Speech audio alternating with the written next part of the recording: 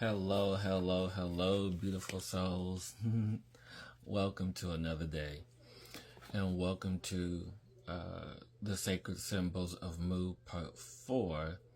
So if you guys haven't seen the previous ones, I do highly recommend you guys go back and watch the other three, because as I move through this series, you begin to understand the importance of the simple symbols, which were the circle, the square, the triangle, as we move forward into more of the complex symbols that were used in the Nocto Brotherhood of the Mu people, the Mu civilization, way back when.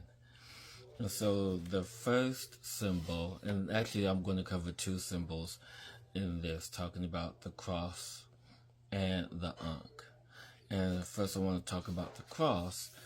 And as we know, the cross is a very religious symbol, has a connection to Jesus, because this is where Jesus died, and this is where he eventually, was symbolized for the death of the beginning of his death, as he died for our sins, quote unquote, and then was resurrected, which reminds me of another symbol that is used for resurrection. So I may mention that in this, but may do a separate video for that as well. But with the cross, as you can see, but first, you guys, I do recommend you guys going to get out the book, The Sacred Symbols of Mu by James Churchward.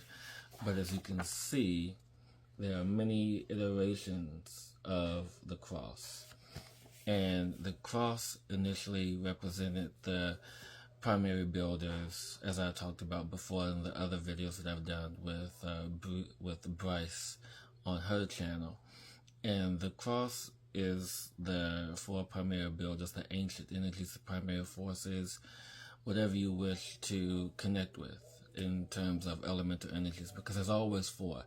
They represent the cardinal directions, represents elemental energies, represents the energies that they were charged with from the creator energy itself to bring order to the universe from chaos. And so, in that sense, they do represent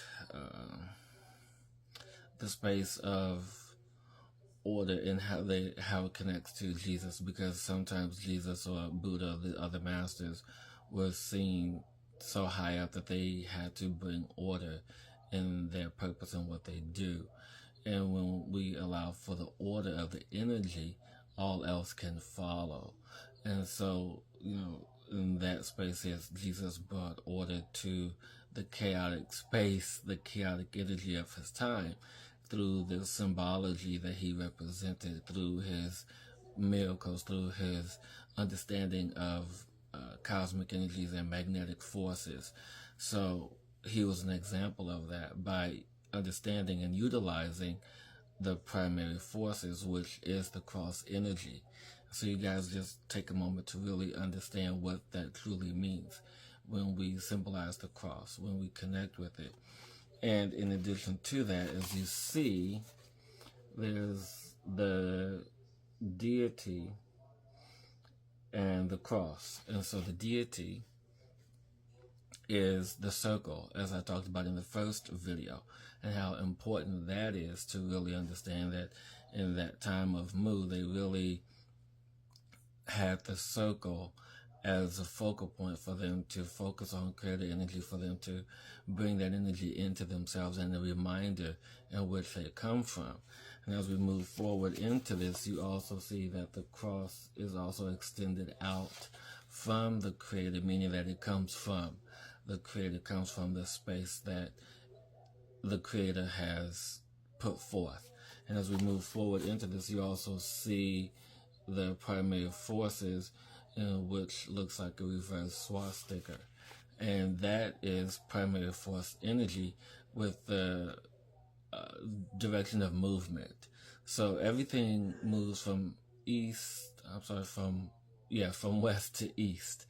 And so it is in that directional pattern that we see all things, especially if you're living in the northern hemisphere.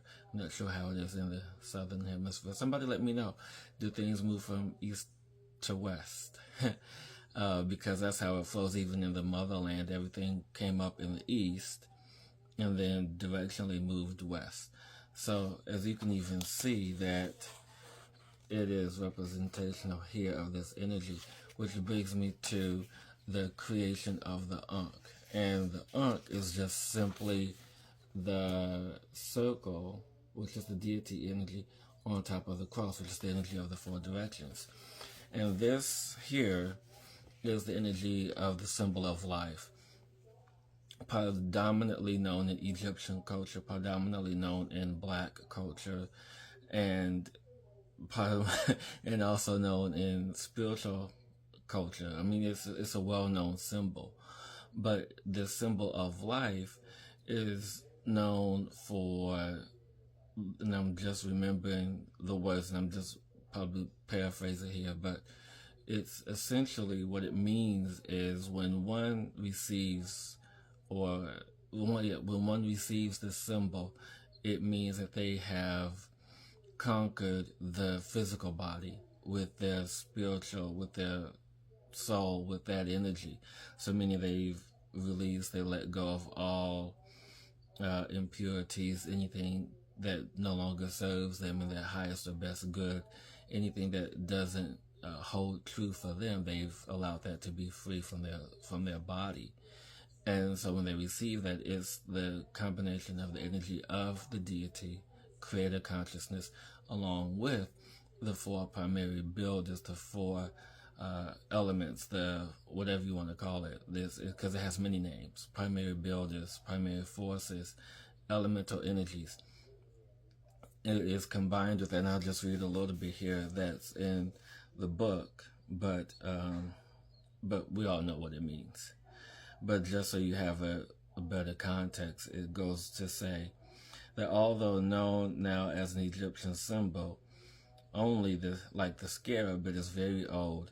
It is found in writings of the first civilization, also carved on stones in North America of the cliff dwellers or their predecessors. And this life symbol is a compound of two symbols, as I just mentioned. The circle, which is the deity energy, which is the mouth or the gateway, and it is from the Egyptian symbol of Venus. So it also represents the energy of Venus, also represents the energy of love as we move into that space in which it originated from and adopted to. And as we move through this, we really begin to understand that as an example of bases which the seat of Osiris rests in the Great Hall of Truth, here is many times repeated among the cliff dwellers. And you can even see an ancient symbol of that. So it's a very old symbol, one of the first drawings. And so when you have these two energies together, these two shapes, these two symbols, it just brings in a new energy. And really understanding the energy of the deity sitting on top of the cross and all its iterations. There's even open crosses, and which I can get into in the next video about talking about open crosses and what those mean. But it's the primary forces along with the deity energy to bring forth new life, to create life, and to really understand what that truly means. And so if you guys, I hope you enjoyed the explanation of the Ankh along with the cross, the circle and the cross, the two combinations. If you have any questions about this symbol or want to know about other symbols, let me know, put in the comments below. I am happy to continue to share this wealth of information and wisdom to you. Have a beautiful day, everyone. Until next time.